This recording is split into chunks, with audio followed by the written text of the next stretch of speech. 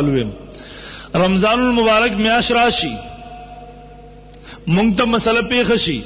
مونږ ته خلک راشي مفتی صاحب تب میوا ما تب انتهایی زیات شو روزومم زلالم ما ستنو وهلا زلالم ما سوکلا ستن می والا سرنج می والا استاد جی زما روزه ماته شو کماته نشو مونږ ورله جواب ورکو روزه دین نه ماته شوی دی وی ولی مونږ ورته امام ابو حنیفه رحم الله د فقه نه دا مسله معلومیږي د امام ابو حنیفه رحم الله مذهب دار چې روزه ماته نشوا زویم کم خلق چې امام ابو حنیفه رحم الله نه مني امام ابو حنیفه رحم الله ته کنزل کوي دیو دا مسله نشي حل کوله ولی تاسو نه تاسو کوم د نبی علیہ الصلوۃ والسلام زمانه کې ستن یا سرنج وا ماته یو ابي ویلا ول د نبی علیہ الصلوۃ والسلام زمانه بخاری شریف کی حدیث موجود ده استا مطالعه نشتی ما ورته کمزې کې حدیث موجود ده دی وی حدیث کې خکر لګول ذکر راځته حجامی ذکر په حدیث کې شته خکر لګول ذکر شته ستن او خکر لګور یو شه ده ما ورته مرګریا مر جواب ته وکي دوا ما ورته د ټوسه پورې خو تاسو چغي وهلي چې قیاس کول شرک ده وز د خپل مذهب مطابق ولی مشرک وګرځي امام ابو حنیفه رحم الله کې قیاس کړه او تاوی شرک ده امام ابو حنیفه رحم الله ته مشرک وایو داغه مقلدینو باندې د شرک فتوا لګولا نن ته چې په خپل قیاس وکړو د کم تبیا د کم مذهب مطابق مسلمان پاتې شوي د خپل مذهب مطابق خو تم مشرک وګرځي دویم ماویل قیاس دی ام غلط دی به ما ته وی قیاس زما څنګه غلط دی ما ورته مرګری وګوره پخکر باندې ینه بهر تر وستل کیږي کله چې خکر پرګ باندې ولګيږي د داینه په خله باندې پوکې ورکه بهر تر وباسي او په سرنج او ستن باندې دوای دن بدن ته زی ما ورته مرګری قیاس دی غلط دی قیاس مال فارق دی اول ستا په مذهب کې چې کوم شرک تر سو پر چې شرک سہارت ان واغستی تام مثلا نشو حل کوله او مرګری به چې قیاس مو کو قیاس مال فارق دی غلط دی. بہرحال محترمو تاسو به هم سوال کوي چې امام ابو حنیفه رحم الله زمانه کې هم ستنه او سرنج نه ونه ته کوم ځای حل کې زم ها د مجتهد نه قربان شم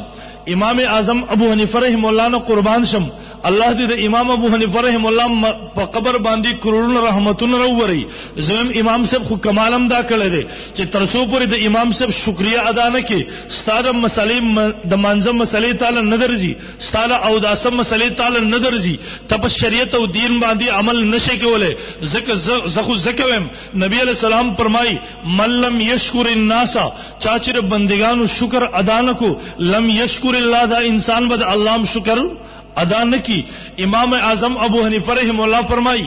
امام صاحب یو اصل ذکر کو امام صاحب فرمای انسانی ګیړي او مېدې ته دوه قسم لاري تللی دي یو لار هغه ده چې انسان یو سیز اخري یا وس کې برای راز ګیړي یا مېدې ته رسیږي یو قسم لاري بدن ته ګیړي او مېدې ته هغه تللی دي چې سیس په برای راز ګیړي او مېدې ته نرسیږي کمی لاري چې برای راز ګیړي او مېدې ته رسیږي که یو سیس په دې باندې تیر شي روزه ماته شو کمی لاري چې برای راز ګیړي او مېدې ته ندي تللی کپاغي باندې یو سیس دن نګېډه مېدې تلاړ شي روزه نه ماتي.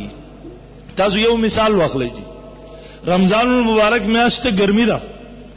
مولوی صاحب ته طیب مولوی صاحب ته کس راغی ورته وی مولوی صاحب